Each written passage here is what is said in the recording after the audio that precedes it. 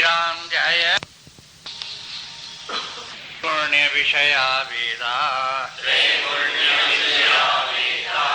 त्रैगुण्यो भवार्जुन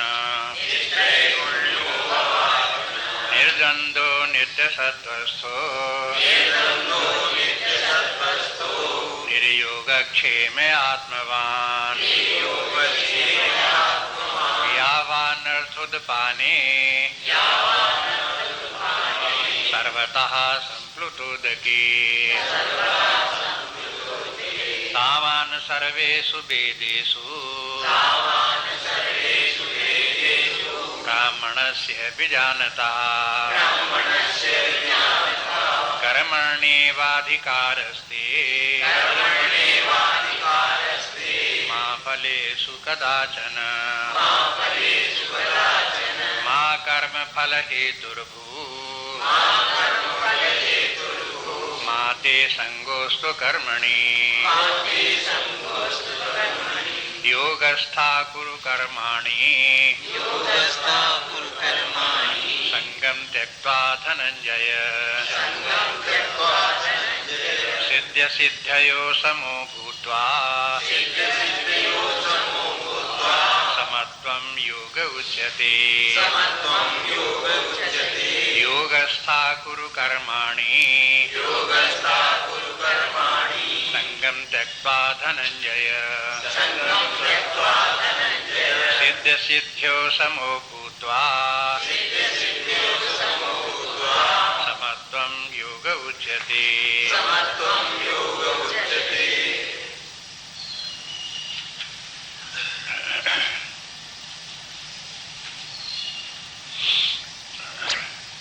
इन श्लोकों में आध्यात्मिक विकास का क्रम चल रहा है। जैसे वेदों के दो भाग मुख्य हैं, एक पूर्व मीमांसा उत्तर मीमांसा। तो पूर्व मीमांसा जो है कर्म मार्ग है, उत्तर मीमांसा ज्ञान मार्ग है। पूर्व मीमांसा प्रवृत्ति मार्ग है, उत्तर मीमांसा निवृत्ति मार्ग है। प्रवृत्ति मार्ग माने संसार में प्रवृत्त रहना, इंद्रिय भोगों की कामना करना, उनको भोगना, स्वर्ग आदि जाना, स्वर्ग से लौट करके फिर आना, ये सब प्रवृत्ति मार्ग है। भले ही धर्मानुकूल हो लेकिन प्रवृत्ति मार्ग है। लेकिन जब इनके विषय भोगों की कामना त्याग करके परमार्थ की इच्छा करने लगे तो वो निवृत्ति हो गई, निवृत्ति मार्ग हो गया। निवृत्ति मार्ग का विधान दूसरा है, प्रवृत्ति मार्ग का विधान दूसरा है। दोनों के नियम स्थितियां सब भिन्न भिन्न हैं, इसलिए एक जगह की बात दूसरी जगह न जोड़ते रहें। पूर्व मीमांसा के जो सिद्धांत है, मान्यताएं हैं, केवल पूर्व मीमांसा में ही लागू है, उत्तर मीमांसा में लागू नहीं है। उत्तर मीमांसा के जो सिद्धांत हैं केवल उत्तर मीमांसा में ही लागू हैं, वे धर्म के क्षेत्र में लागू नहीं है। इस प्रकार से अलग अलग विवेक के द्वारा इन सबको ठीक ठीक समझना चाहिए। इसलिए भगवान ने पहले धर्म के मार्ग का निरूपण कर दिया कि धर्म किसे कहते हैं, धर्म के फल क्या हैं, और फिर ये भी बता दिया कि धर्म से ऊपर उठ करके परमार्थ प्राप्त करना है। इसलिए धर्म की जो सीमाएं हैं उनको भी जानना चाहिए। धर्म से क्या प्राप्त नहीं हो सकता है इसे स्पष्ट रूप से व्यक्ति को समझना चाहिए और उसकी प्राप्ति के लिए परमार्थ की साधना करनी चाहिए। फिर ये भी बता दिया कि परमार्थ के सामने धर्म जो है वो कोई महत्व विशेष नहीं रखता है। अधर्मी व्यक्तियों के लिए तो धर्म बहुत बड़ी चीज है, लेकिन जो परमार्थ प्राप्त व्यक्ति हैं उनके लिए धर्म छोटी सी चीज रहती है, बिल्कुल व्यर्थ नहीं लेकिन छोटी चीज रहती है। कैसे बता दिया, जैसे एक जगह सरोवर चारों तरफ खूब पानी भरा हो, शीतल स्वच्छ जल भरा हो, और फिर एक जो है गड्ढा हो छोटा सा गाय के खुर के बराबर जिसमें कि थोड़ा सा पानी भरा हो। इस प्रकार से दोनों की तुलना करके देखो तो इसे परमार्थ के सामने धर्म जो है वो हो छोटे जलाशय की तरह से क्षुद्र स्थान। इसलिए महिमा भी बता दी कि देखो परमार्थ की प्राप्ति के चिन्ह क्या है व्यक्ति को। यहाँ से व्यक्तित्व के विकास में व्यक्तित्व का तो वो है, जबकि सूक्ष्म शरीर, कारण शरीर, सूक्ष्म शरीर, स्थूल शरीर धारण किए हुए व्यक्ति जगत में व्यवहार कर रहा है। ये तो उसका इस क्षेत्र में जब तक वो, तब उसका जीवन संसारी जीवन है, भौतिक जीवन है। और जहां उसने इसके तीनों गुणों से पार होकर के आत्मस्वरूप परमात्मा स्वरूप में पहुंचा, तो ये उसका परमार्थ है। ये जो है वो दूसरे प्रकार का जीवन हो गया, अशरीरी जीवन हो गया, आत्म भाव में स्थित होकर के, परमात्मा भाव में स्थित होकर के जीवन हो गया। इसलिए इसको, इस स्थिति को त्रिगुणातीत भी कहते हैं। वेदों का पूर्व मीमांसा भाग जो 3 गुणों में लिप्त हैं, 3 गुणों में ही बंधे हुए हैं, उन लोगों के लिए पूर्व मीमांसा है। जो लोग तीनों गुणों से छूटना चाहते हैं अथवा छूट गए हैं, उनके लिए उत्तर मीमांसा है, माने ज्ञान का मार्ग हुई लोगों के लिए। तीनों गुणों से पार जाने के लिए ज्ञान का मार्ग है। अब उसमें पहुंच करके व्यक्ति आत्मान हो जाता है, निर्द्वंद हो जाता है, सदा शांत स्थित हो जाता है, फिर उसे कोई कामना नहीं रह जाती, यहाँ तक कि योगक्षेम की भी कामना नहीं रह जाती। समस्त कामनाओं से उपराम हो गया, आप्त काम हो गया, पूर्ण काम हो गया। ये उस स्थिति का वर्णन हो गया और ये बता दिया कि देखो इस स्थिति को प्राप्त करने के लिए व्यक्ति को क्या करना चाहिए। तो अब ये निष्काम कर्मयोग आता है। धर्म में भौतिक जीवन, जो धर्म में भौतिक जीवन है उसमें और परमार्थ में, इन दोनों के बीच में जो लिंक है वो निष्काम कर्मयोग है। और ये निष्काम कर्मयोग की साधना आयु के अनुसार युवा काल में करनी चाहिए। जब वो व्यक्ति गृहस्थ जीवन में प्रवेश करने लगे तो उसे धर्माधर्म का भी विवेक कर लेना चाहिए। और धर्म भी 2 प्रकार से पालन किया जाता है, एक सकाम भाव से और दूसरा निष्काम भाव से। तो पहले तो धर्म को सकाम भाव से करने का अभ्यास डाले और फिर कामनाओं का भी त्याग करके निष्काम हो जाए। ये कार्य उसे व्यक्ति को अपने 30-40 साल के जीवन में वृद्धावस्था तक, 50 वर्ष की आयु तक पूरा कर लेना चाहिए। अपने शास्त्रों के अनुसार जो है 50 वर्ष जो वो सीमा है गृहस्थ जीवन की। उतने दिन में अपना गृहस्थ जीवन पूरा कर ले और छुटकारा पा ले। और उसके बाद फिर 50 के बाद अब वो हो वानप्रस्थी जीवन हो गया, सन्यासी जीवन हो गया, निवृत्ति मार्ग वाले जीवन में प्रवेश कर गया। तो इसकी तैयारी जो है निवृत्ति में आवे, परमार्थ के क्षेत्र में प्रवेश करे, इसकी तैयारी 50 वर्ष के पहले कर लेना चाहिए। अगर कहीं कोई व्यक्ति कर्मचारी भी है और उसका जो है वहां रिटायरमेंट पीरियड 60 वर्ष तक है, तो 50 वर्ष में तो अपना गृहस्थ जीवन पूरा कर ले और जो शेष 10 वर्ष बचे, जब तक रिटायरमेंट न हो तब तक वो हो वानप्रस्थी जीवन जिए। घर में रह करके वानप्रस्थी जीवन जिए, विषयों का त्याग कर दे, विरक्त रहे, अनासक्त रहे, उपासना करे, ध्यान जप इत्यादि करे, विशेष रूप से ये कार्य करे, गृहस्थी के कार्यों में प्रवृत्त न हो। और उसके बाद जहाँ 60 वर्ष से रिटायरमेंट हुआ, उसके बाद पूर्ण रूप में वानप्रस्थ। ये क्रम, इस प्रकार की व्यवस्था आजकल हो सकती है और यही विचारवान लोगों के लिए मान्य है।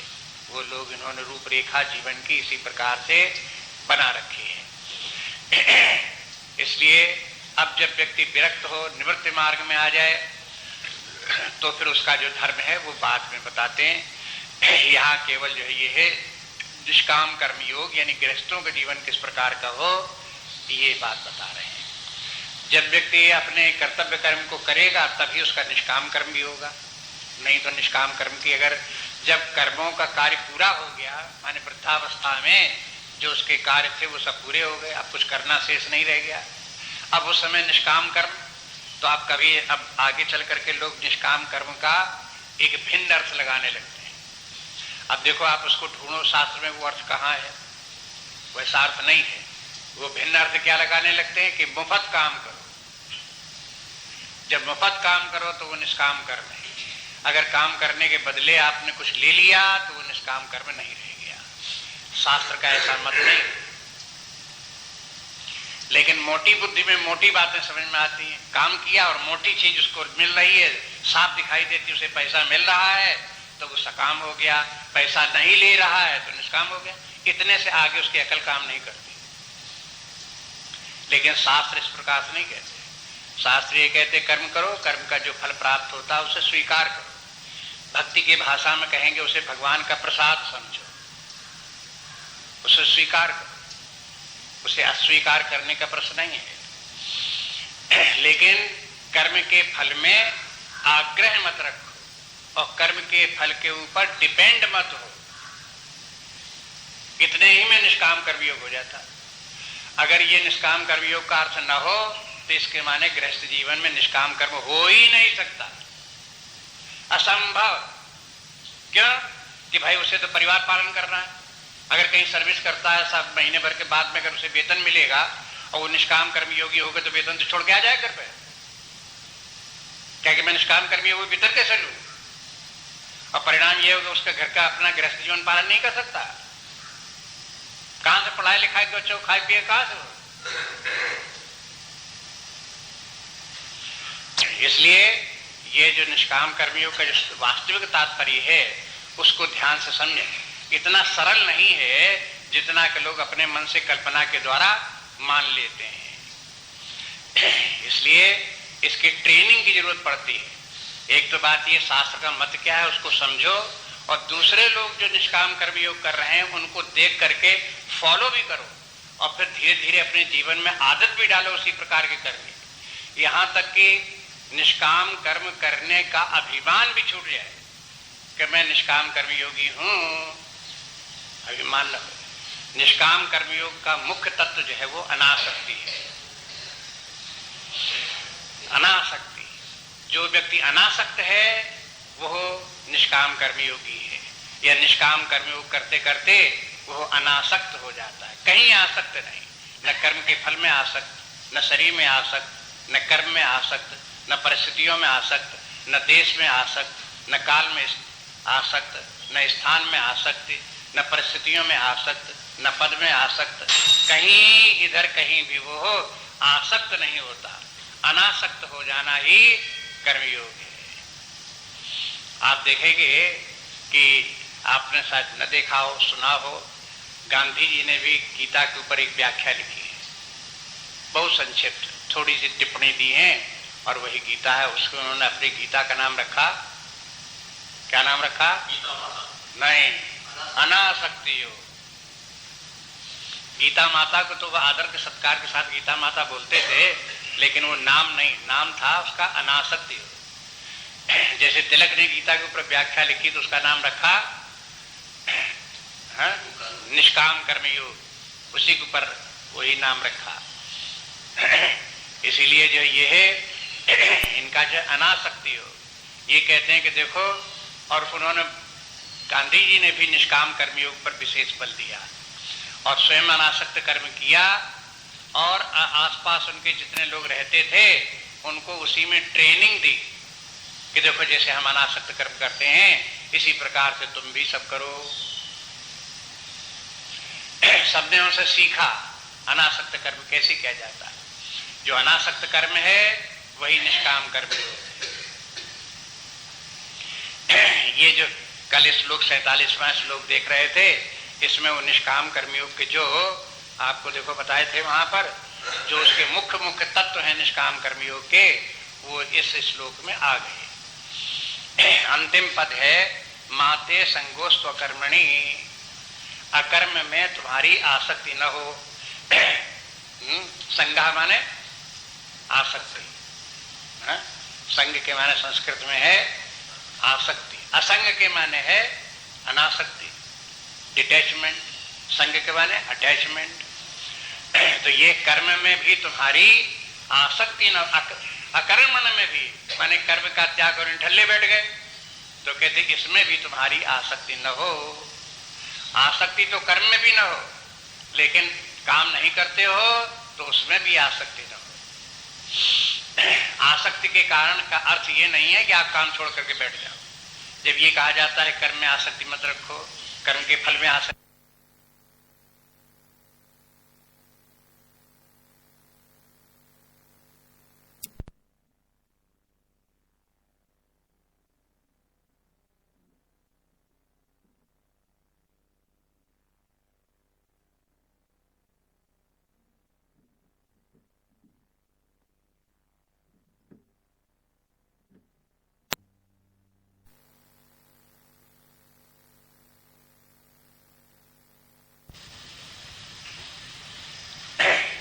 इसलिए मना कर दिया, साफ साफ यही मना कर दिया कि देखो कि हाथ पैर समेट करके चुपचाप बैठे रहना, काम धाम कुछ न करना, ये है न ये धर्म है और न ये निष्काम कर्म योग है। काम न करना अधर्म के अंतर्गत आता है।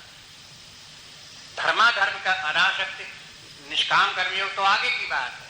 अगर धर्माधर्म का विचार करो तो भी यदि कोई व्यक्ति कर्म नहीं करता, निठल्ला बैठा रहता है, व्यर्थ में खाया पिया सोया टहला, तो इसके माने वो चोर है। तीसरे अध्याय में भगवान चोर शब्द प्रयोग करते हैं, हम अपनी बात नहीं कह रहे। और चोर कोई व्यक्ति शब्द धर्मात्मा होता है, यही धर्म का मार्ग चोरी करना। न तो किसी को निठल्ले बैठने की प्रेरणा दो और न स्वयं निठल्ले बैठो। अंतर कार्य करते रहो, काम में लगे रहना ही व्यक्ति का धर्म है। अभी वो निष्काम कर्म योग नहीं हुआ। अभी तो बस यही कि अगर वो व्यक्ति निठल्ला नहीं बैठता, काम में लगा रहता है, तो अपने धर्म का पालन कर रहा है। मनुष्य का धर्म है कि काम करता रहे। और स्वामी जी ने तो तीसरे अध्याय की व्याख्या बहुत बार की, न जाने कितने बार तीसरे अध्याय को सुना। जहां होता था कानपुर में कम से कम 3-4 बार तीसरे अध्याय के ऊपर ही उनके प्रवचन हुए, और दूसरे हर शहर में यानी कितने बार उन्होंने तीसरे अध्याय प्रवचन दिए। और कर्म न करने के ऊपर तो स्वामी जी ने बहुत ही कहा, क्योंकि आजकल के जमाने में इस कलयुग में और कुछ इस प्रकार के भौतिकवादी युग में निठल्ले बैठना, काम न करना बड़े गौरव की बात समझी जाती। अरे हम तो राजा हैं, महाराजा हैं, हमको क्या करना है, ऐसी भावना आ रही लोगों को, और काम नहीं करना चाहते। आपको बताया था इसीलिए कि जीवन ज्योति के अंतिम 3 अध्याय फिर पढ़ो। उसमें स्वामी जी ने जो है जो भाषण दिए थे सेक्रेटरिएट में, उनके जो दिल्ली सेक्रेटरिएट के उन लोगों को सामने भाषण दिया, खूब ललकारा, कहा कि तुम लोग आकर के यहाँ बैठते हैं कैसे। उनका बड़ा चित्र खींचा उनका कि आते हैं सवेरे 10 बजे, भागते हाँफते आए दफ्तर में और आकर के बैठे, रिलैक्स हुए, आराम से पैर फैला के बैठे, शैताने थोड़ी देर। उसके बाद फिर उन्होंने सिगरेट निकाली, सिगरेट पी, फिर गए थोड़ा पानी आनी पिया, फिर बाथरूम गए, अब आ गए दफ्तर में। लेकिन काम ये सब अपने काम, ये काम हो रहे हैं। उसके बाद कहीं कोई फाइल आई लेकर आई तो उसको उलट करके इधर का इधर रखा, इधर का इधर रखा, अलमारी में रखा, अलमारी से निकाल कर बाहर रखा, बाहर से निकाल करके अलमारी में रखा। ये करते करते उनको 12 बज गया, 1 बज गया, लंच में चले गए। और उसके बाद लंच के बाद लौट करके जब आए तब और लोगों से तमाम बातें करनी थी, आपस में घर की बात बतानी थी, मित्रों से कहना था आज हमारे यहाँ तबीयत खराब हो गई, आज हमें जल्दी जाना है। ये सब बातें तो सब कर रहे हैं वहां दफ्तर में बैठे हुए, लेकिन शाम तक उनका काम धाम, टर्नओवर कुछ नहीं। क्या काम किया हो सो कुछ नहीं। जब निकले दफ्तर से, रास्ते में 2 लोग आपस में बातचीत करते चले जा रहे हैं। कहते भाई आज तुमने क्या काम किया? कि आज मैंने दिन भर में केवल एक फाइल की। अरे कहा तुम बड़े भ्रष्ट आदमी हो, एक काम तुमने की, मैंने तो एक फाइल को उठा के इधर का उधर रखा, उधर के रखा, एक फाइल भी नहीं। बताओ कौन श्रेष्ठ व्यक्ति है? जहां मेंटेलिटी इस प्रकार की हो, वो स्वामी जी कहते हैं वो व्यक्ति और वो समाज स्वर्ग जाएगा कि नरक जाएगा, बनेगा कि भ्रष्ट होगा। आप क्या कल्पना करते हो? इस प्रकार का जीवन जो समाज में फैला, सेक्रेटरिएट के लोग जहां इस प्रकार की धारणा हो, जो सारे देश का संचालन कर रहे हो, उनकी बुद्धि इस प्रकार की हो, वो बिल्कुल देश के जो है वो समझो कि शत्रु है, वो समाज के शत्रु है।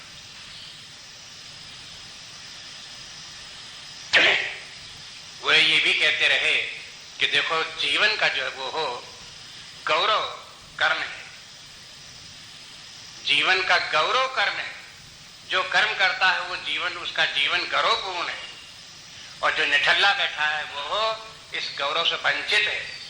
किस प्रकार से है? अब एक डेड बॉडी को देखो और एक जीवित शरीर को देखो। मृत शरीर जीवित शरीर में क्या अंतर है? आपको एक ही अंतर दिखाई देगा कि जीवित शरीर कार्य कर सकता और करता है, और मृत शरीर न कार्य कर सकता है न करता है। इसके माने जीवन का स्वरूप क्या है? कर्म।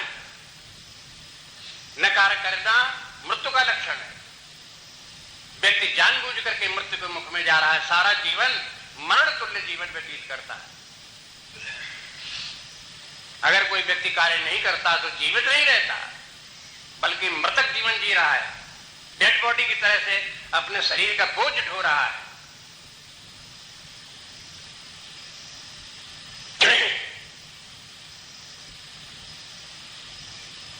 भ्रांतियां जो समाज में फैली हैं, दिमागों में लोगों की इतनी ज्यादा छा गई हैं कि उनको निकाल पाना मुश्किल है।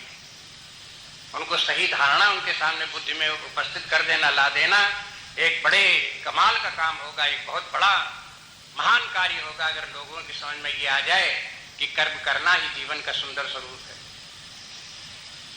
जो लोग इस प्रकार से बोल देते हैं अब आपको कुछ नहीं कर रहा, आप आराम से बैठो, इसके माने उन्होंने उनकी गर्दन काट दी, हत्या कर दी, डेड बॉडी उनको बना दिया।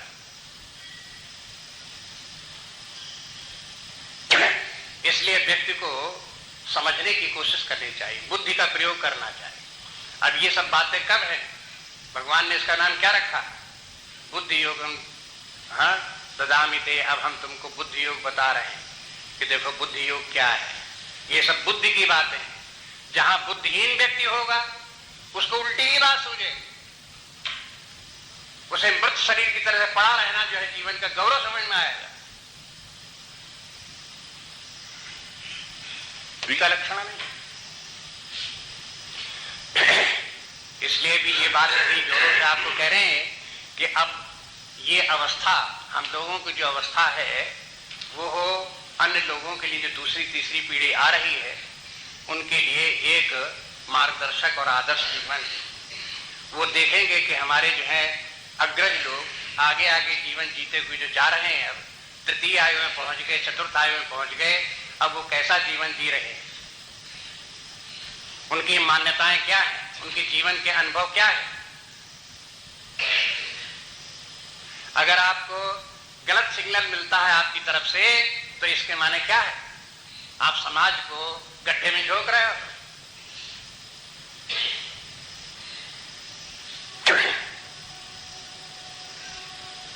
इसलिए अपने धर्म को समझना चाहिए, अपनी स्थिति को समझना चाहिए कि हम कहाँ हैं, क्या हमको करना चाहिए। और फिर मान लो कि आप अपने घर पे बैठे हो, कोई बताने वाला ना हो, पढ़ने वाला ना हो, तो जो मूर्ता छाई वही छाई रहे। लेकिन आकर के ऐसे स्थान पर जहां आश्रम है, वानप्रस्थ आश्रम है, जहां पर साधना कर रहे हैं, वहां साधक लोगों को भी ये बात समझ में ना आवे तो इसके माने बुद्धि का दिवाला निकल गया और आश्रम में रहने योग्य नहीं, बेकार उनका रहना है।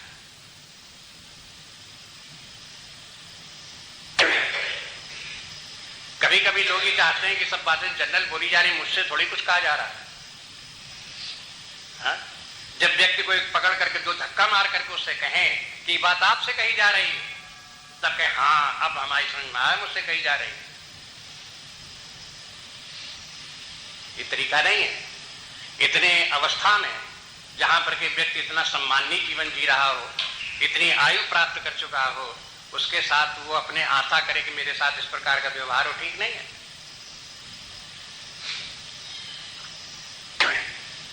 सबसे पहली शिक्षा तो यही है कि अकर्मण्यता को छोड़ करके कर्म में प्रवेश करो, कर्म सीखो करना।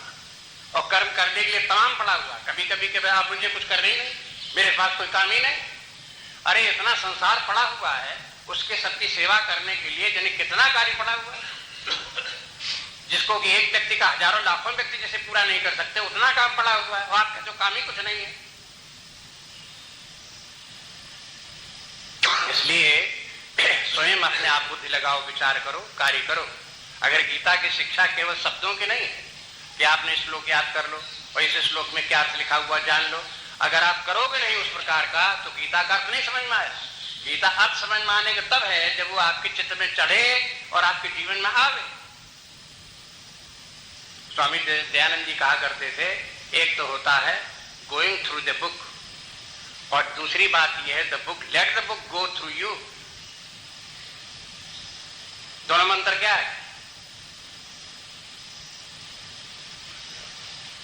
आप पन्ना पढ़ते चले जा रहे हैं पुस्तक के, और आप अपने आप को पुस्तक से डिटैच रखे हुए हैं, उससे आपके ज्ञान से कोई मतलब नहीं। ये कोई अध्ययन है? ये कोई सीखना है? अरे उसमें जो कुछ लिखा हुआ उसको अपने जीवन में आने दो, प्रवेश करने दो, उसे दिखाई दे कि हाँ आपने कुछ पढ़ा। पूरी पुस्तक में पढ़ो, कम से कम एक श्लोक पढ़ो, लेकिन जीवन में तो कुछ आ दो, बुद्धि में तो कुछ चढ़े। इसलिए कहते हैं माते संगोष्ठो कर्मणि, अकर्म में तुम्हारी रुचि नहीं होनी चाहिए, आसक्ति नहीं होनी चाहिए। उसको महत्ता मत दो कि हम काम नहीं करते थी, बहुत ऊंची बात है, बहुत श्रेष्ठ बात है। काम निरंतर करते हो। जब तक शरीर है तो शरीर जब तक चल रहा है वो इस बात की सूचना है कि आपसे कर्म की आशा की जा रही है। चाहे व्यक्ति चारपाई पर लगा उठकर के खड़ा ना हो सकता, तब भी सांस चल रही है, उससे कर्म की आशा की जा रही है। वो क्या कर्म करेगा? उठ बैठ नहीं सकता, कम से कम मुंह से बोल करके उपदेश तो दे सकता है कि भाई हमारे जीवन का ये अनुभव है, अब हम शरीर छोड़ करके जा रहे हैं, हमारे जो कुछ जीवन के अनुभव हैं, सार हैं, वो हम तुमको बताए जा रहे हैं। इतना तो कर ही सकता है, इतना भी नहीं कर सकता। लेकिन अगर कोई व्यक्ति को ईसावास उपनिषद का एक श्लोक भी याद रह जाएगा तो वो भारतीय संस्कृति को जीवित कर देगा, पुनर्जीवित कर देगा। एक श्लोक ईसावास उपनिषद का, जिसमें कि कहते हैं कि कर्म करते हुए हमारा जीवन 100 वर्ष का व्यतीत हो। 100 वर्ष का जीवन हो, लेकिन कैसे? निष्क्रियता का जीवन नहीं, कर्म करते हुए 100 वर्ष का जीवन।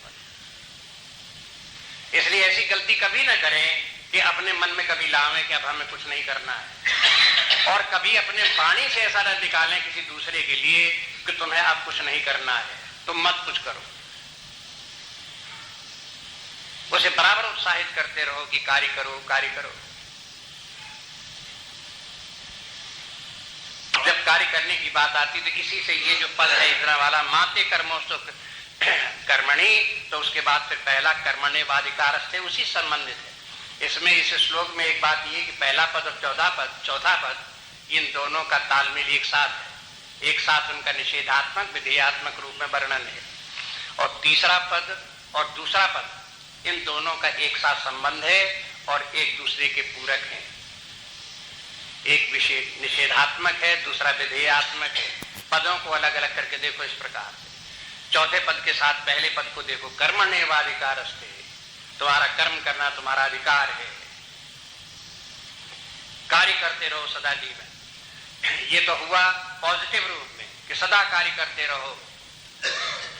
निषेधात्मक क्या बोले कि न कर्म करने में तुम्हारी रुचि न हो, ये निषेधात्मक वही वाक्य है। निषेधात्मक रूप में कह दिया ये मत सोचो कि हमें काम नहीं करना है, बराबर यही सोचो कि हमें काम करना है। ये दोनों पदों का अर्थ हो गया। एक बात और भी देख लो, कर्म के संबंध में जहां बोलते हैं तो ये कहते हैं कर्मण्येवाधिकारस्ते। अपने शास्त्रों में भी शब्दों का आप बताते रहते हैं कि देखो पारिभाषिक शब्द हैं, तो जो कर्म शब्द का प्रयोग किया गया है वो इसके लिए प्रयोग किया गया है। स्वधर्म और सामान्य धर्म कर्म कहलाता है। जबकि भौतिक सुख कीर्ति और स्वर्ग की कामना की जाती है तब इसको कर्म कहते हैं। जब व्यक्ति स्वधर्म सामान्य धर्म का पालन नहीं करता लेकिन कर्म करता है तो उसको कहते हैं विकर्म। ये जो अधर्म है ये क्या है? विकर्म है। कर्म याद रखो, विकर्म याद रखो। ये विकर्म कर्म नहीं है, ये विपरीत कर्म है। जब कभी इसका वर्णन आएगा तो कर्म इसको नहीं बोल सकते। ये नहीं कहेंगे कोई व्यक्ति जो है अधर्म का कार्य करता है, अधर्म का दुष्कर्म करता है, उसके साथ में कोई ना कोई विशेषण लगाना पड़ेगा कर्म के। दुष्कर्म बोलना पड़ेगा, विकर्म बोलना पड़ेगा। लेकिन जब व्यक्ति जो ये है अपने धर्म सामान्य धर्म का पालन कर रहा होगा तब उसका नाम लेके भले ही उसकी कामनाएं हो तो वो कर्म कहलाएगा। लेकिन अगर कोई व्यक्ति धर्म का पालन करता है और इन तीनों की कामना नहीं करता है, तब इसके धर्म, इसे कर्म नहीं कहेंगे, नाम बदलना पड़ेगा इसका। चाहे इसको काम कहें, निष्काम कर्मयोग कहें, निष्काम, निष् लगाओ उसके साथ में, निष्काम, चाहे उसको कहीं कहीं गीता में अकर्म शब्द भी प्रयोग किया गया है, चाहे उसे आप अकर्म कहो, चाहे निष्काम कर्म कहो, लेकिन वो कर्म नहीं रहा। कर्म शब्द का तो केवल एक अर्थ, धर्म में और सकाम। इसलिए वे कह दिए कि कर्मण्य बाधिकारस्ते, माने कर्म के माने ये भी बता दिया कि ये है आपका अधिकार। अधर्म का कार्य करना आपका अधिकार नहीं है, वो भी एक कर्म है, लेकिन आपका वो अधिकार नहीं है। अधिकार यहां से प्रारंभ होता है कि स्वधर्म सामान्य धर्म का पालन करो और उसमें चाहे भौतिक सुख कीर्ति की कामना भी करो तो भी ये तुम्हारा अधिकार है, ये कर सकते हो। लेकिन इससे भी श्रेष्ठ ये बता दिया कि लेकिन ये इनकी कामना रख करके कर्म करोगे तो भी ये हीन स्तर का, निम्न स्तर का कर्म है। इस कर्म को और ऊपर उठाने के लिए, आपको शुद्ध रूप देने के लिए इनकी कामना भी त्यागनी पड़ेगी, इनकी आसक्ति छोड़नी पड़ेगी, इनके ऊपर निर्भरता छोड़नी पड़ेगी। इसलिए कह दिए कि माते संगो फल फलेशु कदाचन, जो कर्म के जो फल हैं, ये कर्म के फल ये तीन है, ये कर्म हो गया और ये कर्म के फल हो गया। इनमें आसक्ति मत रखो, इनके ऊपर निर्भर मत हो, इनके लिए कर्म मत करो। ये कर्म करो तो परमार्थ के लिए कार्य करो, तब वो निष्काम कर्म होगा और अकर्म होगा, और तभी कर्म के बंधन से छूटोगे। और फिर ये इसी के साथ साथ मां कर्म फल हेतुर्भु, मां कर्म फल हेतुर्भु मन कर्म के फल के हेतु मत बनो। हेतु के माने ये है कि उसके शिकार मत बनो। हम सरल भाषा में इस प्रकार से बोलते हैं, लोग बात कर्म के फल के शिकार बन जाते हैं। शिकार बन जाने के माने कर्म का फल व्यक्ति के ऊपर फिर गोली चलाता है। क्या गोली चलाता है? कभी सुख देता है, कभी दुख देता है, जैसा चाहता है वैसा नाचना चाहता है। कर्म के फल के ही कारण से व्यक्ति इस प्रकार के कार्य करता है कि उसके बंधनकारी बन जाते हैं, उसके लिए पुनर्जन्म के हेतु बन जाते हैं, उसके पतन के कारण बन जाते हैं, संसार चक्र में बांधने के कारण बन जाते हैं। ये सब कर्म का ये है, कर्म का फल जो उसका दोष है वो फिर उसको लगने लगता है। इसलिए इन कर्म के फलों से जो बांधने वाला दोष उनका है, उससे छुटकारा पाने के लिए आप कर्म के फल के ऊपर आश्रित मत रहो। दो बातें रखो, या तो आश्रित, न तो उसका आग्रह रखो, न उसके ऊपर निर्भर रहो, न उसके ऊपर आश्रित रहो। कर्म करोगे तो जो फल प्राप्त होगा वो आपके जीवन के लिए उपयोगी होगा, बस उससे जीवन आपका चलता रहेगा। कर्म का फल अपने समय से प्राप्त होगा, जब प्राप्त होगा उसको प्राप्त स्वीकार करो। अब जब व्यक्ति इन प्रकार की कामनाओं को छोड़ करके कर्म करेगा और उसका धर्म का पालन करेगा तो उसका वर्णन फिर अगले श्लोक में आता है। उसका फल क्या होगा? जो 48वां श्लोक पढ़ रहे थे, ये उसका परिणाम है। देखो उसका जीवन का स्वरूप इस प्रकार का बनने लगेगा। भगवान कहते योगस्था कुरु कर्माणि, इस प्रकार से योग में स्थित होकर के कुरु कर्माणि, कर्म करो। कुरु जो है ये है आज्ञावाचक है, लोट धातु उसमें कहलाता जो ना क्रिया में, माने उसमें जो है आज्ञावाचक, माने कुरु कर्मा, कर्म को करो। योगस्था, लेकिन कर्म करो तो योगस्था मन निष्काम भाव से कर्म करो। अब योग शब्द किसके लिए आ गया? जो निष्काम कर्म, योग जितना बड़ा शब्द है उसको शॉर्ट कर दिया, केवल योग। योग के माने पूरा अर्थ हुआ योग का निष्काम कर्म योग। उसी में निष्काम कर्म योग करते हुए कुरु कर्माणि, और अपने कर्मों को करो। और संगम त्यक्त्वा धनंजय, संगम त्यक्त्वा माने आसक्ति छोड़ करके। जो उधर कहा था मां कर्म फल हेतुर्भू, तो कर्म के फल में क्या रखो? आसक्ति मत रखो, बस उसी की व्याख्या हो गई। ये कहा कि कर्म का फल का त्याग कर दो, जब कर्म फल आने लगे तो उसे एक्सेप्ट मत करो, ये नहीं। इसके माने निष्प्रयोजन कर्म करो। कोई भी समझदार व्यक्ति ये नहीं कहेगा कि आप कार्य करो और निष्प्रयोजन करो। कर्म का कोई उद्देश्य ही नहीं, फिजूल में हाथ पैर फटकार रहा है। ये तो मूर्ख भी नहीं करेगा। इसलिए समझदार व्यक्ति जो है कर्म की योजना बनाएगा कि उसे क्या करना है, क्या नहीं करना है, विचार करेगा। लेकिन कर्म करते हुए कर्म का जो फल जब जो कुछ प्राप्त होना होगा तब वो प्राप्त होगा। प्राप्त चाहे जल्दी हो चाहे देर में हो, उसके कारण से वो व्याकुल नहीं होगा, दुखी नहीं होगा, परेशान नहीं होगा। जब आना है तब आएगा। बस उसमें आसक्ति में क्या, संगम त्यक्ता। फिर ध्यान रखो, कर्म फल त्यक्ता नहीं, संगम त्यक्ता। अब आगे कहीं कहीं ये भी आएगा कि कर्म फल का त्याग करो, वहां आपको ये जोड़ना पड़ेगा अपनी तरफ से, जो यहां भगवान ने बता दिया। कर्म फल त्याग का अर्थ भी है कर्म फल की आसक्ति का त्याग। ये अभी से याद रखना पड़ेगा, नहीं तो आगे चल करके गलत अर्थ लग जाएगा। संगम त्यक्त्वा धनंजय सिद्ध है सिद्धियो सबो भूत्वा। और इतना निष्काम कर्म में योग करो, जब कर्म के फल के ऊपर आप आश्रित नहीं होगे तो कभी कर्म में सफलता प्राप्त होगी, कभी असफलता प्राप्त होगी। तो चाहे सफलता प्राप्त हो, सिद्धि के माने सफलता, असिद्धि के माने असफलता, चाहे दोनों में से कोई भी स्थितियां आवे, दोनों में समाह। अपने समाह के माने क्या सम रहेगा, अपनी बुद्धि सम रहना चाहिए, अपना मन समत्व को रहना चाहिए। सफलता में हर्षित न हो जाओ और असफलता में दुखी मत हो जाओ।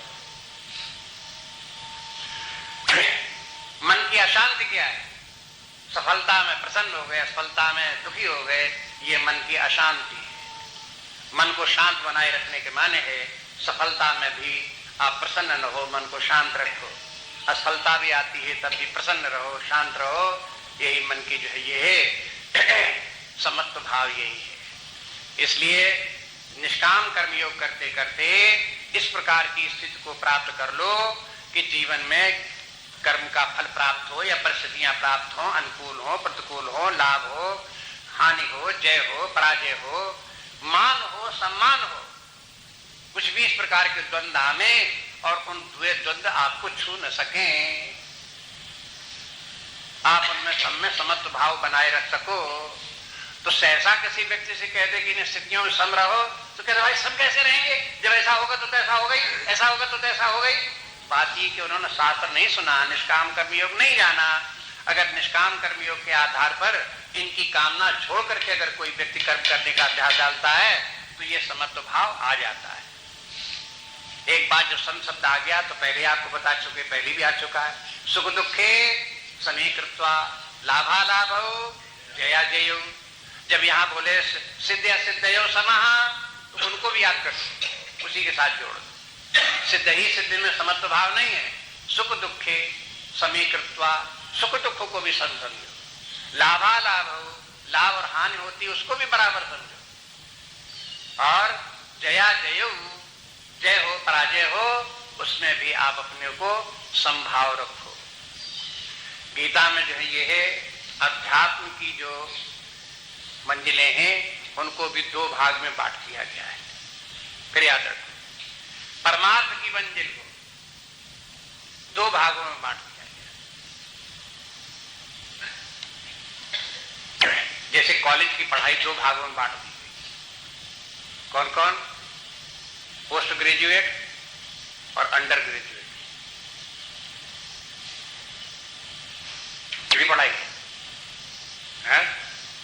है कॉलेज की पढ़ाई, यूनिवर्सिटी की पढ़ाई, लेकिन दो भागों में कैसी बट गई?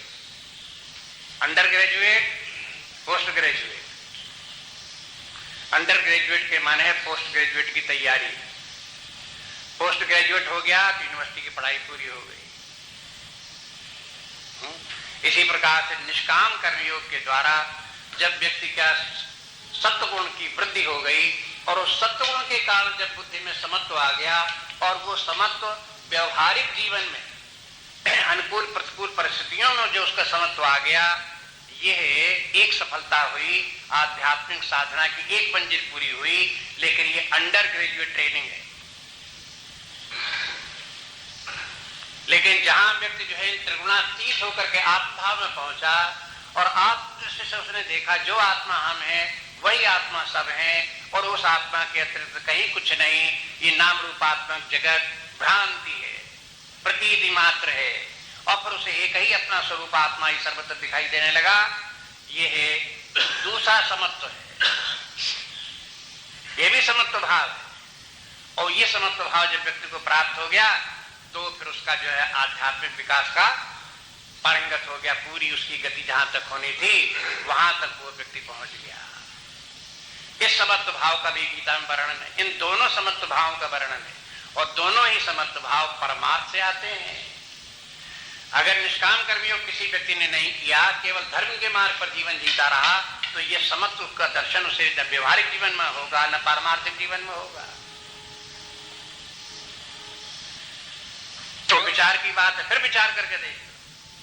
समत्व दो प्रकार का, एक व्यवहारिक जीवन का समत्व और एक पारमार्थिक समत्व, जहां व्यवहार जो है स्वप्न बन गया, एकमात्र आत्मा ही सर्वत्र है, वही एक सर्वत्र दिख रहा है, एक वो समत्व है। आगे चल करके देखेंगे जहां वो कहते हैं कि विद्या विनय संपन्ने ब्राह्मणे कवि हस्तनी सुनी चैव सभाग्य चय पंडिता समदर्शना। वो पंडिता समदर्शना है, कवि योगियों का समदर्शन नहीं हुआ है। पंडिता के माने आत्मज्ञानियों का, जो आत्मा और परमात्मा का एकत्व का जिनको ज्ञान है, उन पंडितों का समत्व है वो। और ये जो समत्व है, समत्वम योग उच्यते, ये समत्वम योग उच्यते माने कर्मयोगियों का ये समत्व है। जब तक कर्मयोगियों का समत्व व्यक्ति को नहीं आएगा, तब तक वो परमार्थ का समत्व या आत्मज्ञान का समत्व व्यक्ति में नहीं आ सकता। ये क्रमिक विकास है। कोई व्यक्ति चाहे कि आत्मज्ञान होकर के हमें समत्व आ जाए, लेकिन व्यवहार में उसका जो है ये जो समत्वम योग उच्चते वो आए ही नहीं जीवन में, कहां से आ जाएगा उसका? जैसे अंडर ग्रेजुएटी नहीं हुआ तो पोस्ट ग्रेजुएट कहां से हो जाएगा? ये तो अधिकारी है। ये जो समत्वम योग उच्चते, ये व्यक्ति को परमार्थ ज्ञान आत्मज्ञान प्राप्त करने का अधिकारी बनाता है। इसलिए अच्छी तरह से खूब सावधानी पूर्वक शास्त्र के तात्पर्य को बिल्कुल क्लियर करके समझो, उसे निर्भ्रांत होकर के उसको समझोगे, कहीं भी कोई कंफ्यूजन नहीं होना चाहिए।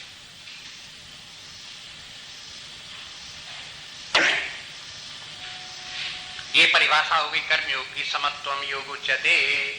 समत्वम योग उच्यते कहकर के भगवान ने बता दिया कि अगर किसी व्यक्ति को निष्काम कर्मयोग करते करते ये अवस्था प्राप्त हो जाए कि बुद्धि में समत्व भाव आ जाए, कैसा समत्व भाव आ गया कि अनुकूल स्थिति प्रतिकूल स्थिति आती है, बुद्धि उसकी डावाडोल नहीं होती।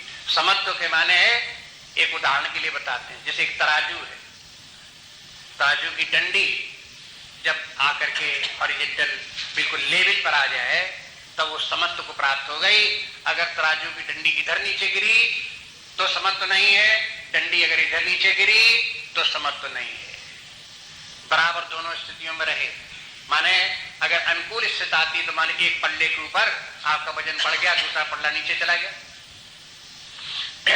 अगर प्रतिकूल स्थिति आई तो दूसरे पल्ले का वजन बढ़ गया, दूसरा पल्ला ऊपर चल गया, तो ये समत्व तो नहीं रहा। मानसिक डंडी जैसे तराजू की डंडी हो, इस प्रकार से अपनी बुद्धि की डंडी बराबर एक समान बनी रहे, चाहे अनुकूल स्थिति आवे तो भी वैसी बनी रहे, प्रतिकूल स्थिति आवे तो भी वैसी बनी रहे, उसके वजन से ऊपर नीचे न जाए, तब उसका निष्काम कर्मयोग सिद्ध हुआ। अगर ये अवस्था व्यक्ति को प्राप्त नहीं हुई, ये लक्षण देखने में नहीं आए अपनी बुद्धि में, तो इसके माने निष्काम कर्मयोग नहीं हो रहा है और उसका फल नहीं प्राप्त हो रहा है। निष्काम कर्मयोग कोई जवान की जवान लपालपी थोड़ा है कि जवान से बोल दिया निष्काम कर्म हो गया तो हो गया बस।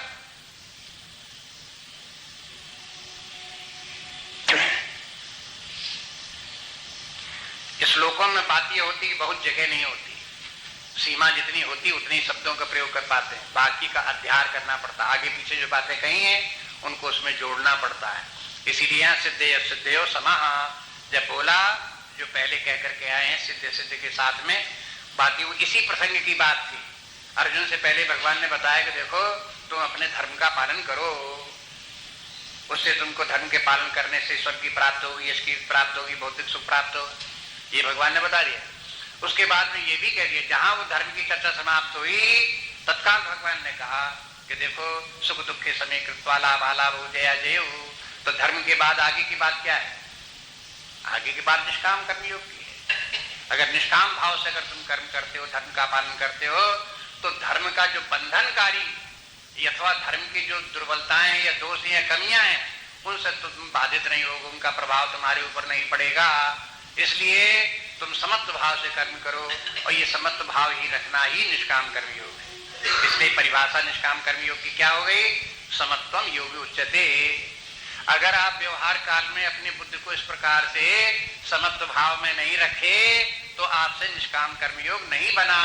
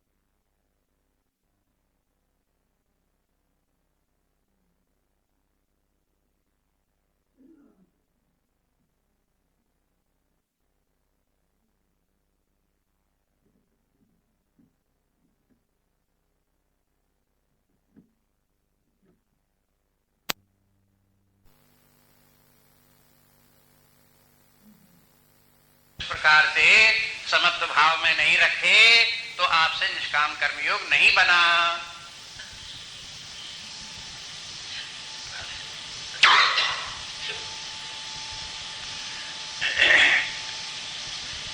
एक और श्लोक देखिए आगे। दूरेण यवरम कर्म बुद्ध योगा धनंजय बुद्धौ शरणमनविच्छ कृपणः फलहेतवः। दूरेण यवरम कर्म योगा धनंजय बुद्धौ शरणमनविच्छ कृपणः फलहेतवा।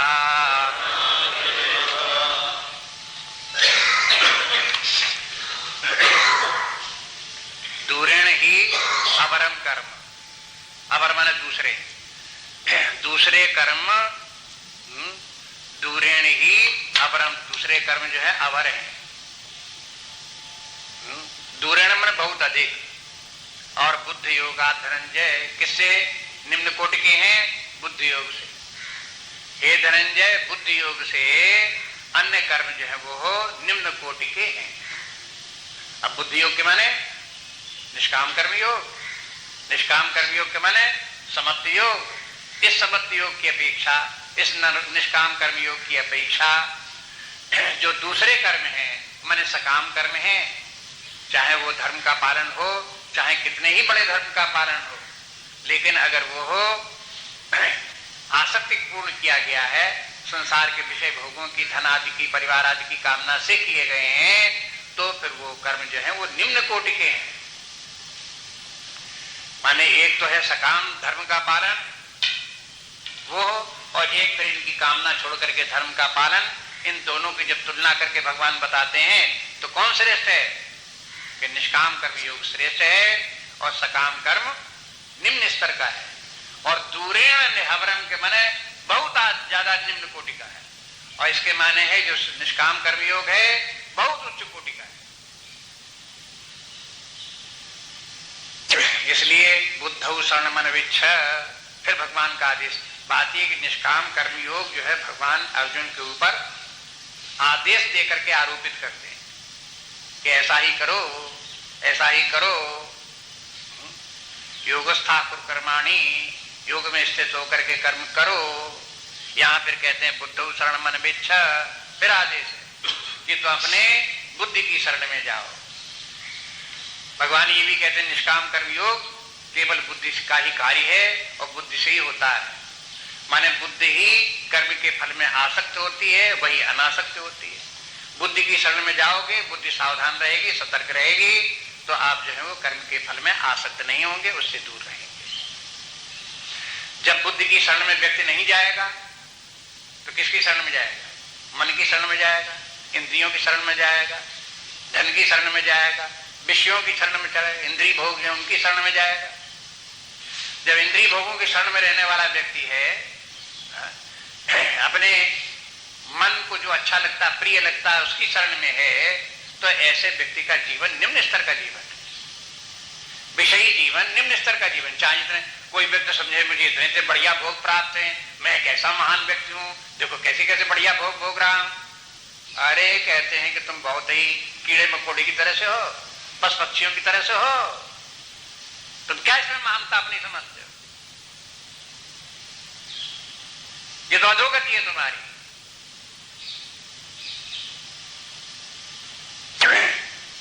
ऊपर उठो, बुद्धि के स्तर पर जीवन जियो।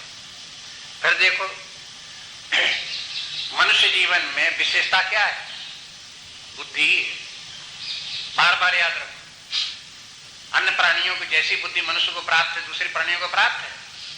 जितने आपके सामने और प्राणी, मनुष्य के इतर प्राणी हैं, किसी को ऐसी बुद्धि प्राप्त है जैसी मनुष्य को प्राप्त है। मनुष्य को जो बुद्धि प्राप्त है उसी का फल ये है कि इसके पास अपना इतिहास है, अपनी भाषा है, अपनी संस्कृति है। जिनके पास मनुष्य जैसी बुद्धि नहीं है, उनका न कोई इतिहास है, न कोई भाषा है, न कोई संस्कृति है। ध्यान दो, आप विचार करके देख लो। मनुष्य के पास जैसी भाषा है अन्य प्राणियों के पास कहीं है? वो संकेत टेंटा भले कर ले, चेचा भले कर ले, लेकिन ऐसी भाषा जैसे कि मनुष्य के पास है, ऐसी भाषा कहीं किसी प्राणी के पास है? मनुष्य के पास जिस प्रकार का इतिहास है कि ऐसे पूर्वज थे, उन्होंने ये कार्य किए, उन्होंने ये अच्छा कार्य किया, ये उन्होंने गलत की और उसका परिणाम स्वरूप आगे परिणाम ये हुआ, ये सब जो इतिहास चला रहा है, इस इतिहास को गाय बैल बकरी जानते हैं कि हमारे पूर्वजों ने क्या किया और हमें क्या करना चाहिए और हमें अपने इतिहास से क्या शिक्षा लेनी चाहिए। है किसी के पास? कहीं नहीं किसी के। ये तो मनुष्य की बात है।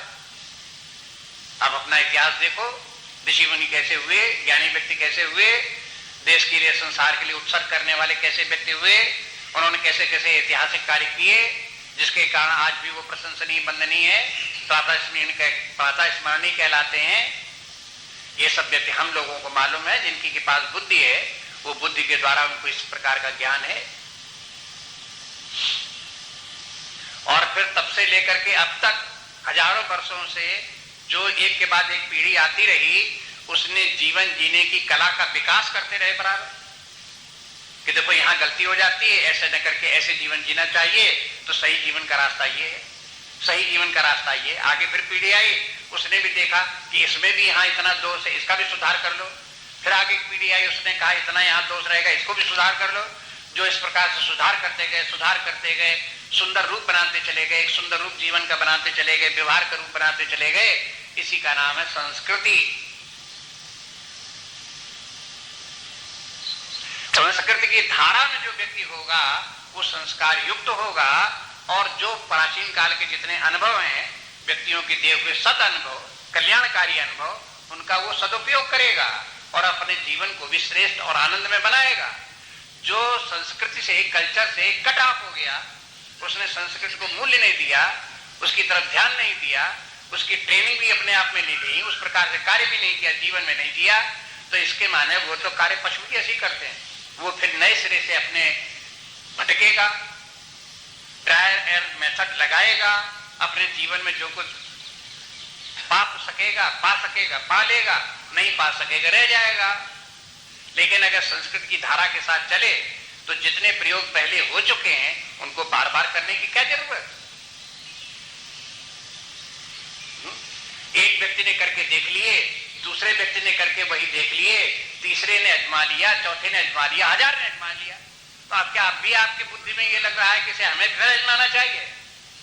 अरे वो बात पक्की हो गई, उसी स्वीकार करो, जीवन उसी प्रकार से जियो,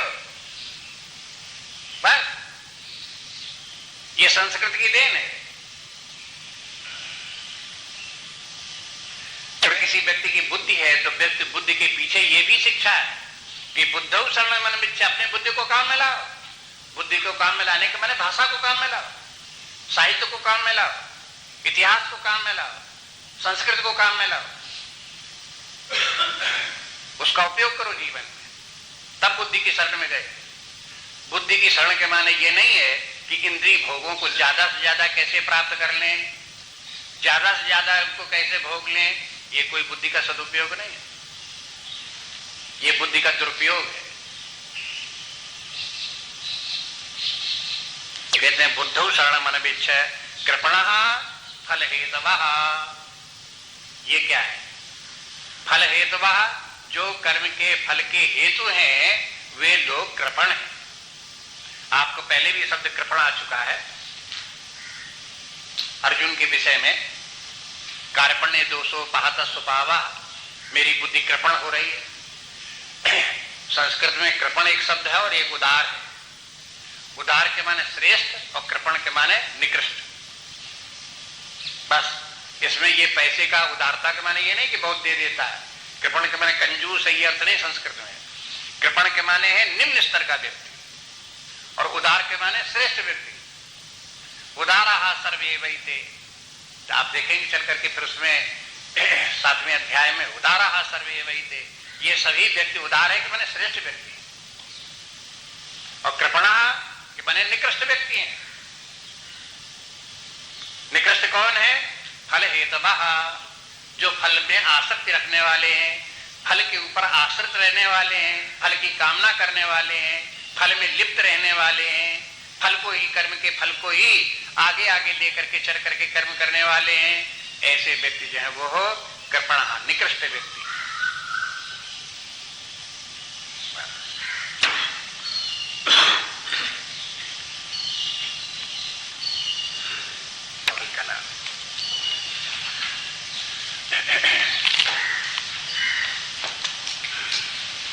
श्री राम जय